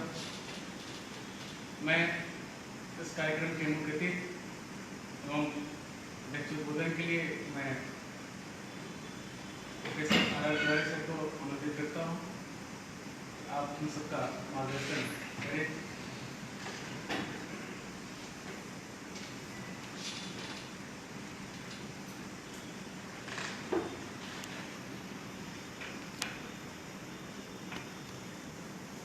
मंच पर आसीन और सम्मुख बैठे सभी प्रबुद्ध साथियों, आप सबको हमारा नमस्कार। आज हम ही नहीं, पूरा विश्व एक बड़ी विषम परिस्थिति से गुजर रहा है। एक जिसकी हमने कभी स्वप्न में भी कल्पना नहीं करी थी कि ऐसा कुछ होगा। एक अदना अज्ञात अदृश्य वायरस ने जो चीन की वुहान लहर से दिसंबर में निकला, उसने पूरे विश्व में तबाही मचाई। और मैं सबकी बातें सुन रहा था, वो ध्यान से बातें तो बहुत करने को हैं। हमारे प्रधानमंत्री जी ने जो लगातार काम करते रहते हैं और उनसे बहुत सीख लेने की सभी को आवश्यकता है, क्योंकि वो मैं समाज में देखता हूँ कि वो बहुत लैकिंग है, और वो है कर्तव्य बोध। सबको अधिकार बोध बहुत ज़्यादा है, कर्तव्य बोध तमाम लोगों को नहीं है। और जिसको हमेशा प्रधानमंत्री जी ने अंडरलाइन करने का प्रयास किया कि कर्तव्य बोध जागृत करिए, क्योंकि हम स्वावलंबी तभी बनेंगे, हम कुछ उस स्तर का तभी हासिल कर सकेंगे जब हम सभी भारतीयों में कर्तव्य बोध जागृत होगा, और तब हमको कोई पीछे कर ही नहीं सकता, असंभव है। और ईमानदारी से सारी बातें करनी है, वो भी बहुत आवश्यक है। कोई बात करता है, मैं कहता हूँ ईमानदारी से बात करिए, देखिए हम कहाँ तक पहुँचेंगे। और समन्वय बना के चलेंगे, एक साथ कार्य करेंगे, तो जिसको कहते हैं the sky is the limit, हम कहीं तक भी पहुंच सकते हैं। इस कोरोना काल में हम लोगों ने बहुत कुछ देखा। आज दुर्भाग्य की बात है, आज लाखों लोग हमारे बीच नहीं हैं विश्व भर में, अगर आप देखें तो मिला करके। और बहुत कष्ट का विषय है, तमाम ऐसी चीज़ें हम लोगों को देखने सुनने को मिली, जैसा मैंने पहले कहा कि हम लोगों ने कभी कल्पना भी नहीं करी थी। लेकिन मैं हमेशा कहता हूँ कि, और कई लोग हमने भी उसको देखा और डर हुआ उन सभी चीज़ों से, बड़ा अजीब लगा। लेकिन कुछ लोग इस कदर भयभीत हो गए हैं, अब तक मैं हमेशा कहता हूँ कि अपने घर से निकलने में डर नहीं। तमाम लोगों ने इस साल कोरोना काल में अथक कार्य किया है, लेकिन कुछ लोग अब तक, अभी 6 महीने बीत गए लॉकडाउन के, और भय आक्रांत ऐसे हो गए हैं कि अपने घर से नहीं निकल। मैं हमेशा कहता हूँ कि देखिए, जो गाइडलाइंस मिली हैं, फेस मास्क आज हमारे ड्रेस का पार्ट हो गया है, और हमें सोशल डिस्टेंसिंग मेंटेन करनी है, अपनी साफ सफाई का ध्यान रखना है और अपने कार्यों का संपादन करना है। डर के अगर हम बैठ गए तो हम क्या हासिल कर लेंगे, कुछ भी नहीं कर पाएंगे। और इसलिए हम लोग को सतत कार्य करना है, और ऐसा हम लोग कर रहे हैं। सभी जिनकी बात हुई, अभी डॉक्टर साहब यहाँ बैठे हैं मंच पे, लेकिन डॉक्टर्स के अलावा जितना पैरामेडिक स्टाफ है, नर्सेज हैं, पुलिस मैन हैं, वो तमाम सोशल वर्कर, राष्ट्रीय जागरण मंच अथवा संगठन के इतना लगातार प्रयासरत कार्यरत रहे हैं। तमाम लोगों से हमारी बीच बीच में मुलाकात हुई है, इतना घूम घूम करके लोगों ने उस पीरियड में भी, जब सब लोग भयाक्रांत थे, अपना कार्यों का संपादन किया है। औरों का ख्याल रखना है, इसीलिए उनको कोरोना वॉरियर की संज्ञा दी गई है। आज उनके नमन करने का दिवस है। तो हम लोग यदि अपना कार्य करते रहेंगे तो निश्चित ही देश स्वावलंबी बनेगा। जिनकी बात यहाँ से हुई, हम थोड़ा सा उससे डिफर करते हैं। बार बार पता नहीं कहाँ से प्रवासी शब्द आ गया, क्योंकि प्रवासी शब्द की अगर आप डिक्शनरी में नहीं देखें, एक राज्य से दूसरे राज्य में जब हमारे देश में ही मजदूर आ रहा है, तो क्या उनको हमें प्रवासी कहना चाहिए? लेकिन प्रवासी शब्द कहीं से आ गया और सभी लोग प्रवासी शब्द का प्रयोग कर रहे हैं, हमें वो पसंद नहीं। और वो क्यों गया? आज सरकार स्किल मैपिंग का प्रयास कर रही है, क्योंकि वो गया क्यों? क्योंकि उसके मन लायक जो जॉब है, मन लायक कार्य उसके घर के पास नहीं मिला। नेचुरली उसको अपने परिवार को सपोर्ट करना है और धनार्जन करना है, इसलिए वो घर से अपने जुड़ गया, मजबूरी में गया।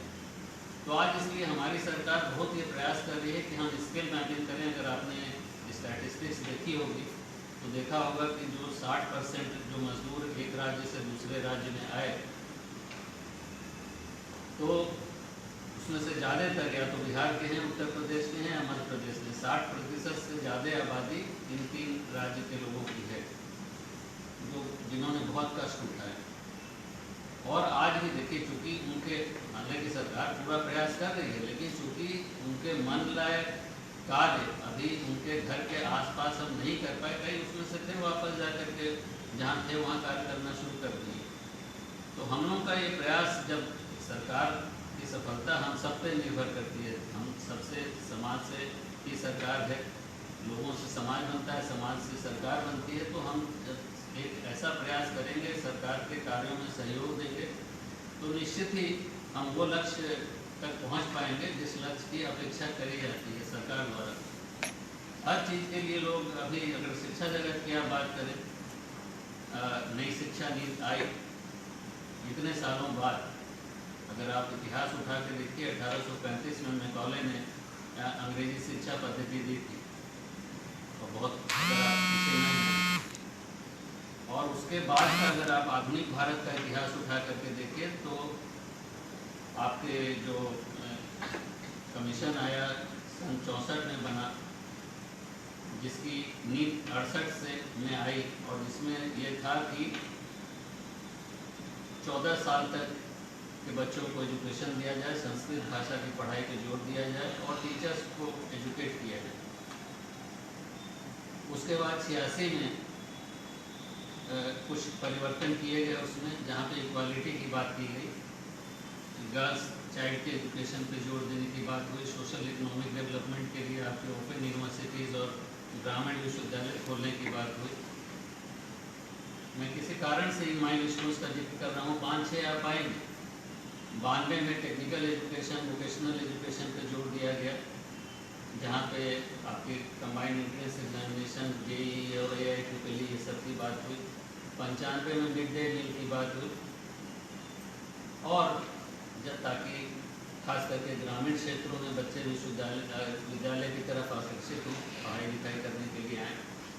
और अंततः 2001 में राइट टू एजुकेशन की बात हुई कि 14वीं क्लास तक शिक्षा फ्री दी जाए और टीचर्स ट्रेनिंग पे फोकस किया जाए। और उसके बाद आज 2020 में आप देख रहे हैं कि कस्तूरी रंगन जी का जो ये नेशनल एजुकेशन पॉलिसी आई है, और वो किस तरह से लाई गई। 29 जुलाई को जब ये घोषित हुई, तब से आज तक आप में से किसी ने ये नहीं देखा होगा कि किसी ने कोई आवाज़ उठाई कि उसमें ये खामी है, ये खामी है, वो खामी है। और कारण उसका संभवतः अगर आपने पढ़ा होगा तो आप जानते हो, क्योंकि इतने सारे लोगों को कंसल्ट किया गया, लाखों लोगों को, और सब करने के बाद, तमाम चेंजेस करने के बाद ये अल्टीमेटली ये नीति पब्लिक की गई। आज जब कभी भी कोई इसकी बात करता है, जो कि वाकई सोचनीय है, क्योंकि इतने सारे परिवर्तन उसमें किए गए। इसके पहले इसीलिए मैंने जिक्र किया कि अगर आप देखेंगे तो 1835 की जो शिक्षा पद्धति थी, उसमें बीच बीच के समय पर सिर्फ और सिर्फ रफू लगाने का कार्य हो, कोई ज़्यादा उसमें परिवर्तन नहीं किया गया। आज आमूलचूल परिवर्तन उस शिक्षा नीति में किया गया है, और उसका इम्प्लीमेंटेशन एक बहुत बड़ा चैलेंज है हम सबके लिए। कौन उसको इम्प्लीमेंट करेगा? हम जैसे शिक्षकों का ही ये दायित्व है कि उसका इम्प्लीमेंटेशन भली भांति हो, ताकि उससे जो अपेक्षा की गई है वो हमारे समाज को, हमारे देश को मिले। और दुर्भाग्य है कि हर चीज़ में यहाँ राजनीति होने लगती है, क्योंकि और शिक्षा में कतई कोई राजनीति नहीं होनी चाहिए, क्योंकि शिक्षा everyone knows it is a state subject. तमाम राज्यों का जब तक सहयोग नहीं मिलेगा, सब लोग एक लाइन में अलाइंड नहीं होंगे, तो तब तक अपेक्षित परिणाम हमको नहीं देखने को मिलेंगे। इसलिए बहुत आवश्यक है लोग इसको समझें, हम उसको ठीक ढंग से इम्प्लीमेंट करने की स्थिति में हों, तो निश्चित ही, क्योंकि खाली सेल्फ रिलायंस की बात नहीं है, आत्मनिर्भरता की बात नहीं है, लेकिन बहुत और कुछ हमें, क्योंकि जब तक आपका देखिए रिसोर्स की कभी कमी नहीं। मैं हमेशा कहता हूँ कि किसी भी चीज़ को आगे बढ़ाने के लिए, आगे ले जाने के लिए ज़रूरत है अच्छे ह्यूमन रिसोर्स की, अच्छे व्यक्तित्व की। जब अच्छा व्यक्तित्व सामने आएगा। और इसलिए मैंने तो जब से विश्वविद्यालय की, अगर मैं 2 मिनट 1 मिनट बात करूँ, आपसे ज़्यादा बात नहीं करना चाहूँगा, क्योंकि हमने हमेशा कहा कि कभी भी एक तो जो कम्युनिकेशन गैप होता है वो कभी नहीं होना चाहिए, एक संवाद स्थापित होना चाहिए। विश्वविद्यालय, हमने हमेशा कहा, ललकारा, छात्रों को नहीं मिल रहे थे तो मैंने प्रेस के थ्रू छात्रों तक पहुंचने का प्रयास किया कि छात्रों को ये समझना है कि विश्वविद्यालय उनका है, विश्वविद्यालय आगे कैसे बढ़ेगा। छात्र नेताओं को हमने कहा, मैं तो जो मिलने आता है कुछ नेताओं को मैं फ़ोन करके भी कहता हूँ कि आप समझो इस चीज़ कि जो पठन पाठन का माहौल है, जब तक आप नहीं बनाओगे परिसर के अंदर, तो विश्वविद्यालय क्या हासिल कर लेगा। आपका दायित्व है, ठीक है, किसी का जुड़ाव किसी पार्टी से होगा, किसी का किसी पार्टी से होगा, अच्छा है, विचारधारा अलग अलग है, लेकिन मैं हमेशा कहता हूँ कि ये सब परिसर के बाहर अच्छा है। अगर आप वाकई अपने को छात्र नेता कहते हो, छात्र नेता हो, तो आपसे परिसर के अंदर सिर्फ और सिर्फ छात्र हित अपेक्षित है। आपको ये देखना है, मैं छात्रों को ललकारता हूँ। मैंने जो प्रेसिडेंट था, मैंने उसको बुला करके कहा कि आप ये बताओ मुझे, छात्र को अराजक क्यों समझा जाता है, क्या छात्र अराजक है। आप लोगों को ये देखना है कि परिसर के अंदर कभी पुलिस के आने की, कभी एडमिनिस्ट्रेशन के प्रशासन को कुछ भी उसमें हस्तक्षेप करने की नौबत ही नहीं है, ये आपको इंश्योर करना है। और कैंपस के अंदर अगर पठन पाठन का माहौल होगा, लोग पढ़ाएंगे लिखाएंगे, छात्र पढ़ेंगे, ऐसे छात्रों को, इसलिए मैं इतनी सब बात हमेशा करता हूँ कि अच्छे छात्र आगे आएँ। तो भाग्यवश अच्छे छात्र पता नहीं कहाँ पीछे दबे रहते हैं। जिस दिन, मेरी दृढ़ सोच है, जिस दिन 2 कंपोनेंट किसी भी शिक्षण संस्था के लिए सबसे इम्पॉर्टेंट है, एक है छात्र और दूसरा है पूरा छात्र जो यहाँ का एलुमनाई है। उनके सुझाव चाहिए, कैसे उनकी मातृ संस्था आगे बढ़े, कैसे हम लोग आगे और कुछ हासिल करने पाएँ। और जब हमें ये सब एक समन्वय होगा, एक सम्मिलित प्रयास करेंगे, निश्चय ही पता नहीं विश्वविद्यालय या कोई भी इकाई हो, वो कौन सी बुलंदियों को छुएगी, कोई नहीं है। तो ये हम सब लोगों को समझना है। और इस कोरोना काल को हम लोगों ने, इसमें बहुत सारी नेगेटिव चीज़ें देखी, लेकिन बहुत पॉजिटिव चीज़ें भी कुछ देखने को मिली हम लोग। अगर आप इसको देखें, जब कहा गया पर्यावरण को आप देखिए कितना परिवर्तन देखने को मिला, किसी भी तरह का पॉल्यूशन नहीं, कितने चेंजेस हम लोगों को देखने को मिले। कोरोना काल में हम लोगों ने देखा कि सारे विश्व ने हमारी नमन पद्धति को अपना लिया, सब लोग गले मिलने, हाथ मिलाने से नमस्कार पे उतर आए। हम सब लोगों ने जितने चैलेंजेस इस महामारी ने दिए, उसमें संभावनाएं तलाशने की कोशिश करी। जैसे टीचिंग की बात है, हम लोगों ने कैसे ऑनलाइन शिक्षण होगा उस पर फोकस किया, कैसे बार बार मंत्रालय से पत्र आता था, नोटिफिकेशन आता था कि एम्प्लॉयज़ को कहा जाए कि वर्क फ्रॉम होम करेंगे। मैंने कभी उसको नोटिफाई नहीं किया, तमाम विश्वविद्यालय ने नोटिफाई कर दिया एज इट इज़ जो आया वहाँ से, क्योंकि मैं अच्छी तरह जानता हूँ जब वो माहौल वर्क फ्रॉम होम वाला इंडस्ट्रीज में है, हमारे किसी भी भारतीय विश्वविद्यालय में एग्जिस्ट ही नहीं करता, तो ऐसा नोटिफिकेशन क्यों करें। तो मुझे खुशी है, मैं पहले से, जैसा अभी मंच से यहाँ कहा गया कि मैंने ऑफिस पेपरलेस बनाने का प्रयास किया, सोच बहुत समय से थी हमारी, लेकिन इस कोरोना ने उसमें एक कैटलिस्ट का कार्य किया, उत्प्रेरक का कार्य किया। और आज हम अपने छात्रों की मदद से, और जो कुछ भी कार्य इधर हमने किए हैं, आप समझ लीजिए कि मैंने अपने छात्रों को ललकारा, और सारे छात्रों की मदद से ही हमने 5-6 कंप्यूटर के क्षेत्र में बहुत अच्छे प्रयास विश्वविद्यालय में किए हैं और स्थापित कर दिए हैं अच्छे कार्य। और किसी भी न बाहरी संस्था को हमने इन्वॉल्व किया है, न कहीं भी हमने एक नया पैसा विश्वविद्यालय का खर्च किया है, लेकिन कुछ ऐसी चीज़ें स्थापित कर दी हैं जिसके लिए लाखों लाखों रुपए विश्वविद्यालय को खर्च करने हैं। मैं उसका वो नहीं करना चाहता, उसका सबसे पैसा पार्ट नहीं है, सबसे अच्छा पार्ट उसका ये है कि हमारे छात्र हमारे साथ जो जुड़ करके जो कुछ कर ले रहे हैं, उनको इतना आनंद आ रहा है उसमें, और वो समझ रहे हैं कि हमने विश्वविद्यालय के लिए कुछ किया, हमारा इससे जुड़ाव हुआ, वो और आगे बढ़ के हमसे कुछ और पूछते हैं, सर और बताइए आगे क्या करना है। तो हमने अभी स्कॉलरशिप का काम एक सुपुर्द किया, जिसको विश्वविद्यालय ने पिछले साल 3 लाख रुपए में बाहर आउटसोर्स कर दिया था, हमने उसको बंद करा दिया। तो बड़ा पोटेंशियल है। देखिए, छात्र कम्युनिटी एक ऐसी कम्युनिटी है कि जिसमें बहुत ज़्यादा पोटेंशियल है, और उसको हमें एक तरफ खाली उसको रास्ता दिखाना है कि आप इधर चलो, और आप एक अच्छे अगर पथ प्रदर्शक बन गए तो पता नहीं वो शक्ति कहाँ तक चली जाएगी, you just do not no. और वो शक्ति आगे जाएगी तो आपका देश भी पता नहीं कहाँ तक आगे जाएगा, we just do not know. तो हम लोगों को वाकई कह रहा हूँ, हमने इतना पोटेंशियल देखा है छात्रों में, खाली कंप्यूटर के छात्रों में नहीं, और छात्रों में भी, और बड़ी क्षमता है उसमें। हम लोगों का दायित्व ये है कि हम उनको एक दिशा दिखाएं, हम उनको समझाएं। कई पद से भटक जाते हैं लोग। आज भी तमाम लोग अभी हमारे से आकर के कहते हैं कि साहब आप, जबकि मैंने ऑफिस अपना इतना खुला रखा है, तब भी अभी तमाम नेता, आज भी 2-4 एप्लीकेशन मेरे पास आई थी कि आपने भी पिछले कुलपति की तरह संवाद करना बंद कर दिया है। हमने कहा किससे संवाद करें? आप कोई ढंग की बात करो तो आपसे वार्ता भी करी जाए। आप कहोगे कि सभी छात्र को हम 2 GB डेटा रोज फ्री दें, सभी छात्र को एक लैपटॉप दें, तभी ऑनलाइन शिक्षण कार्य हो, क्या ये कभी संभव है? हमने कहा तो फिर कि विश्वविद्यालय को बंद कर दिया जाए। और you all have to understand, ये इस समय को हम सब जानते हैं कि फेस टू फेस टीचिंग का, ये ऑनलाइन टीचिंग बहुत अच्छा विकल्प नहीं है।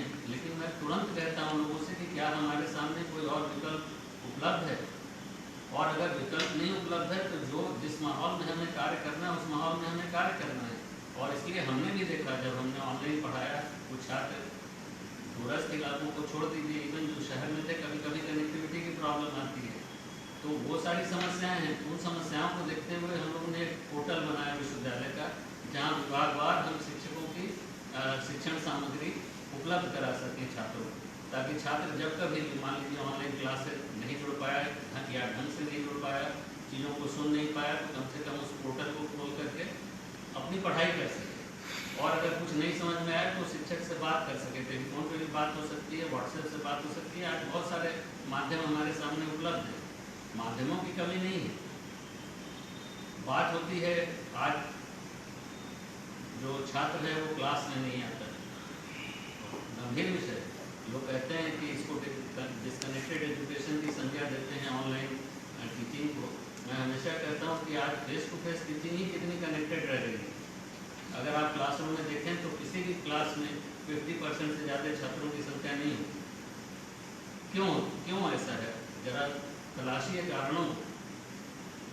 जब तक हम किसी छात्र को कुछ वर्कवाइल क्लासरूम में नहीं देंगे, हम कैसे अपेक्षा करेंगे कि छात्र हमारी क्लास में आए? आज पुराना समय नहीं है, हम लोगों के समय, अगर मैं अपनी बात करूं, जब मैं छात्र था, हम लोगों के पास उस समय कैलकुलेटर भी नहीं उपलब्ध था। हम लोग कंप्यूटेशन के लिए स्लाइड रूल और लॉग टेबल का प्रयोग करते थे।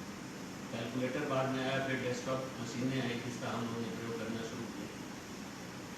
तो क्या था हम लोगों के पास?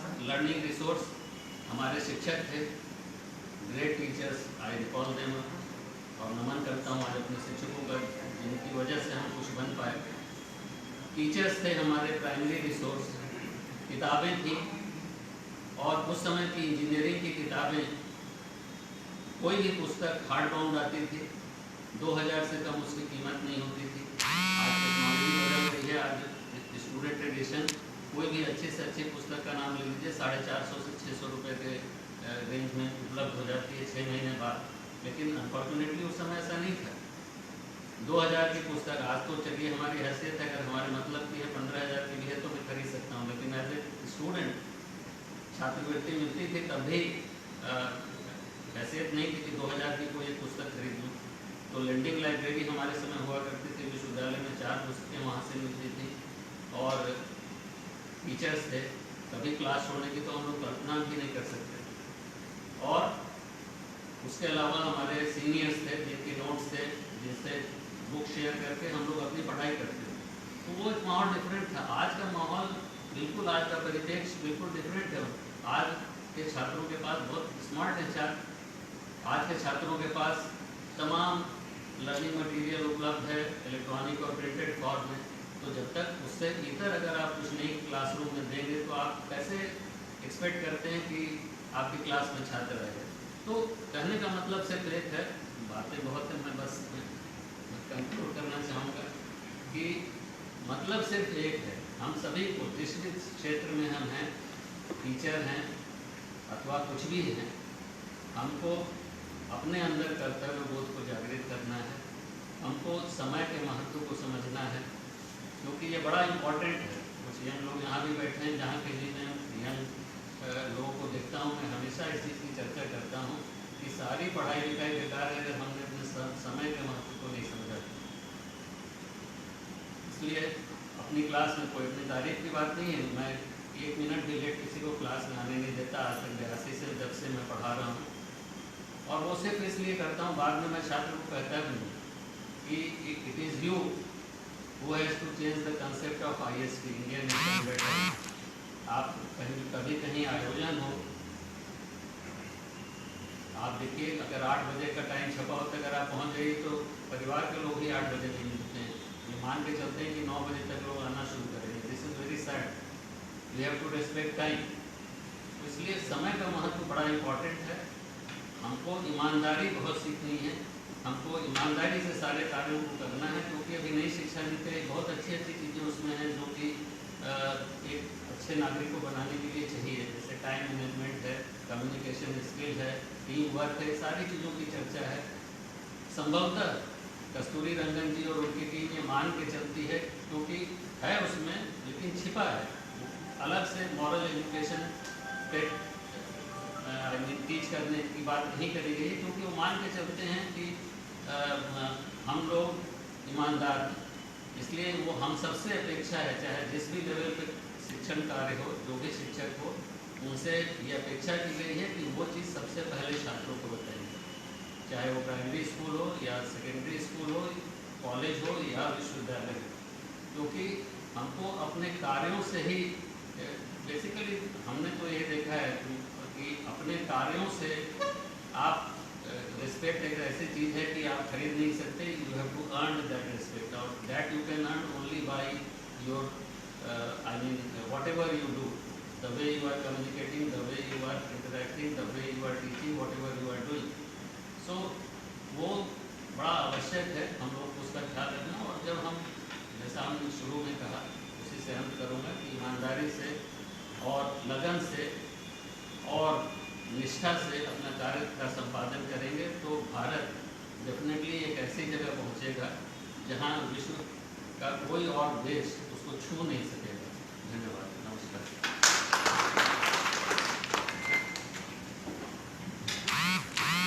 बहुत ही महत्वपूर्ण उद्बोधन हम सबको मिला कि अगर देश का प्रत्येक नागरिक अपने कर्तव्य को ईमानदारी से निभाए, सही मायने में भारत में जितने चिंतक हुए, हर सदियों में न जाने कितने सैकड़ों ऐसे महापुरुष जो समाज को एक ही दिशा और एक ही ज्ञान देते रहे, अपने कर्तव्य के प्रति रहिए, समाज की जिम्मेदारियों को निर्वहन करिए और एक लक्ष्य को लेकर के जिसे सतत पूर्ति के लिए हजारों महापुरुष कार्यकर्ता ऐसे कार्य करते रहते हैं, तमाम संस्थाएं, हम सबको भी कहीं न कहीं उनसे प्रेरणा मिलती है। और भारत देश इन महापुरुषों के चिंतन को ही आधार मान के आज आगे बढ़ रहा है। हमारे देश का नेतृत्व हो, प्रमुख व्यक्ति हों, आज पुनः उन सभी पुरानी बातों को याद दिला रहे हैं। और कोरोना काल ने तो बिल्कुल ही सामने ला कर रख दिया कि पुरानी चीज़ें ही अच्छी थी, पुरानी परंपराएं ही अच्छी थी। इन सभी महत्वपूर्ण विषयों को, शिक्षा प्रणाली को डॉक्टर साहब ने हम सबको मार्गदर्शन किया, हम सबके लिए बहुत ही महत्वपूर्ण विषय रहा। कार्यक्रम की समाप्ति से पूर्व मैं जो हमारे सजग जो बंधु भगिनी जो अपने अनुभव कथन भी कहे और यहाँ उपलब्ध हैं, उनको सम्मानित करने के लिए मैं एक को बुलाऊंगा।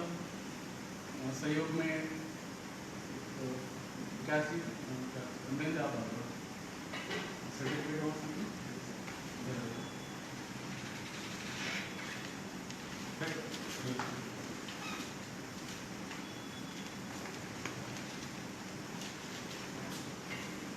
सिलेंडर दीजिएगा साथ में।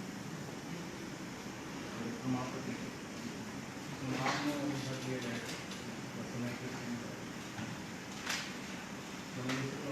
सर्टिफिकेट पहले दे दीजिए।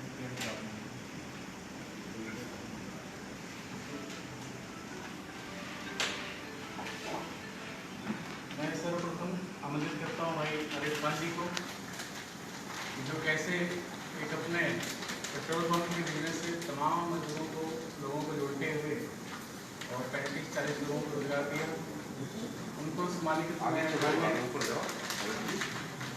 से तो क्या हुआ?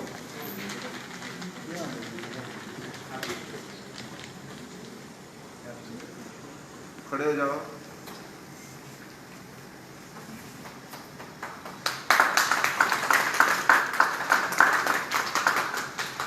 मैं आपके साथ सविता प्रसाद जी है, आपकी 11 ड्यूटी से आपका घर में आप महिलाओं स्वावलंबन के लिए काम करती हैं।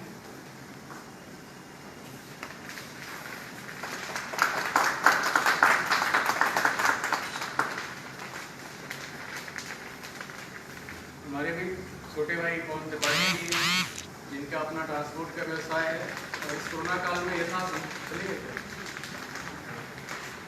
हम सबके लिए श्रीमती किरण जी हैं, आप 16 श्रृंगार और एक्स्ट्रोवर्टी थेरेपी के लिए और महिला स्वावलंबन के लिए काम करती हैं। आपको भी स्वदेशी गारमेंट्स प्रयास विभाग की तरफ से सम्मानित किया जाता है।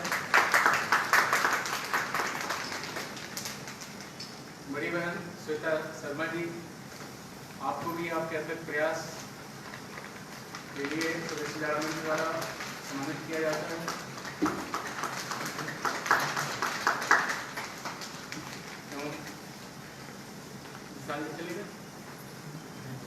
मेरे भाई विशाल शर्मा जी, आपको भी समाज के प्रति आपकी समर्पण सेवाकार के लिए आपको भी सम्मानित किया जाता है। कुछ लोग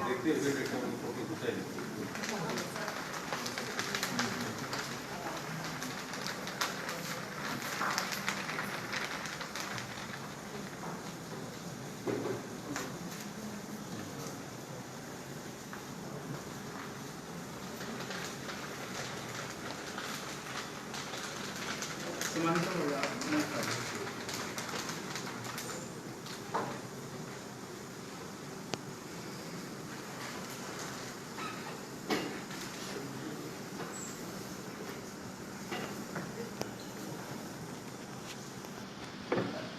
हम सबके वेद माननीय अजय जी हैं, मैं आपको भी मंच पे आमंत्रित करूँगी। इस पुस्तक विमोचन के समय आप दोनों को मंच पर आ जाए।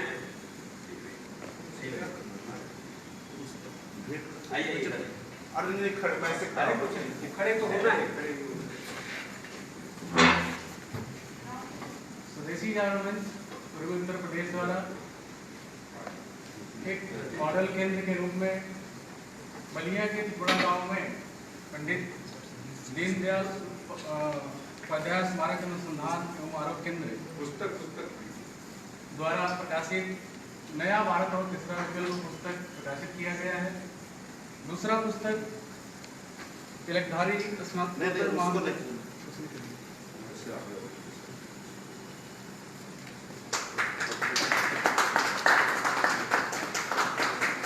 पूरा फ्रेम पूरा सामने सुनो।